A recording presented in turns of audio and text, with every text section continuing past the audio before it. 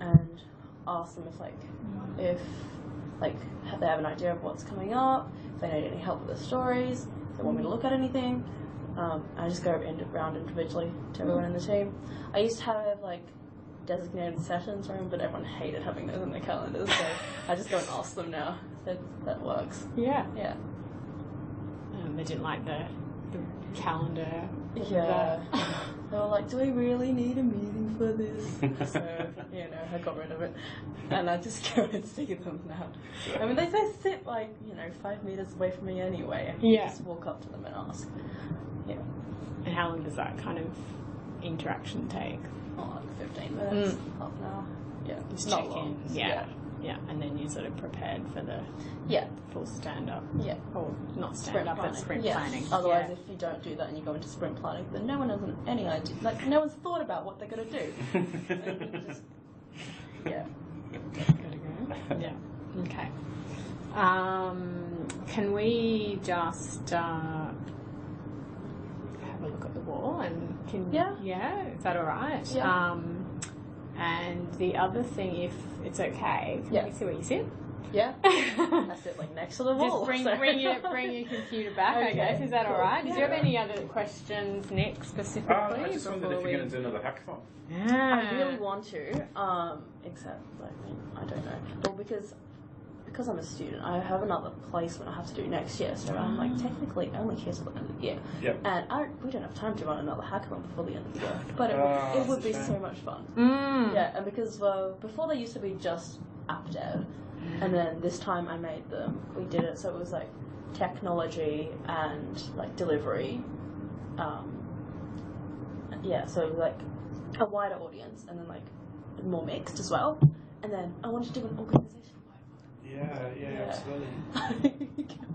We'll see. That would be cool. Cool. Right. Yeah. And what days are you in the office? I'm in Tuesday, Wednesday, Thursday. Tuesday. Okay.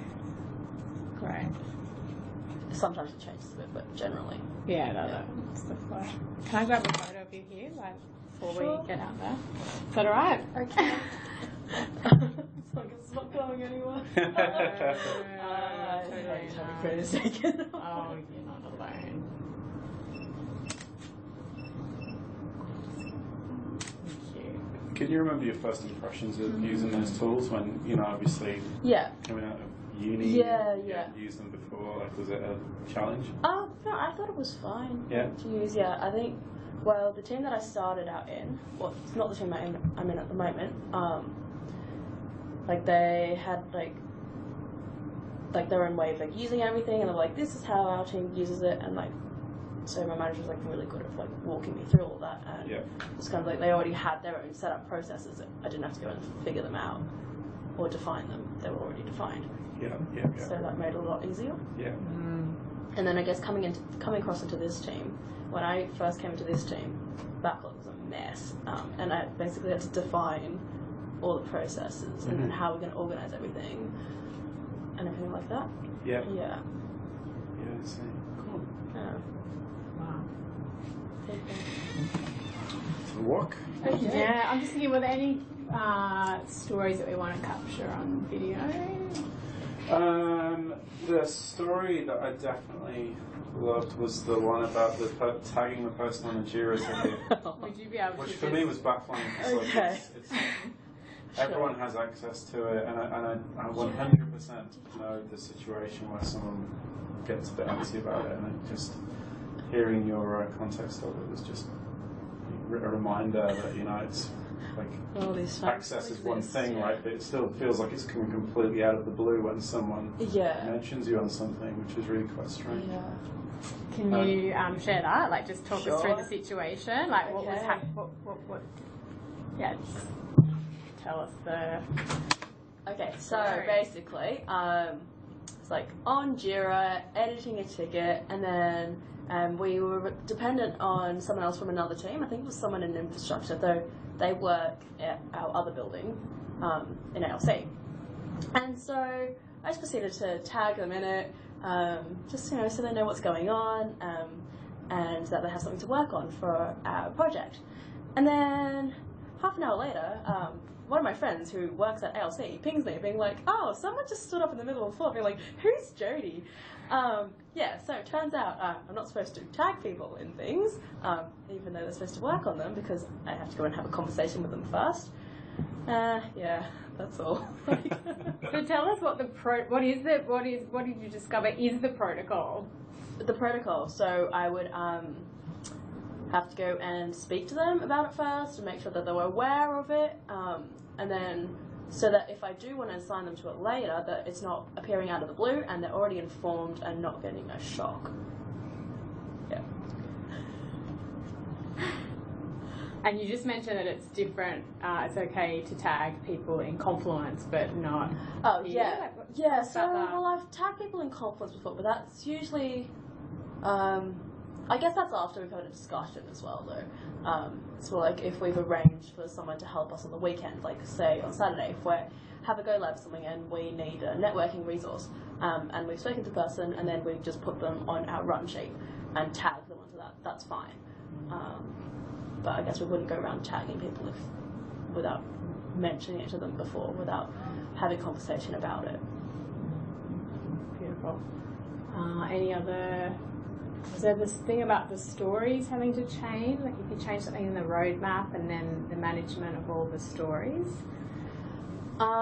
Being really... Yeah, so I guess if there's like a pivotal switch in the direction of where the project's going, then we would first reflect that in our high-level roadmap, so that it's easier to move things around on a roadmap than it is in Jira, because the items are more high-level goals rather than granular tasks.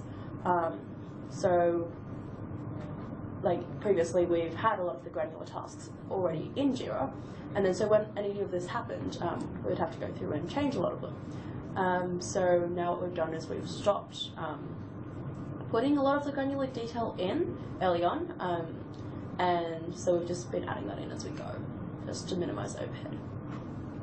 Awesome.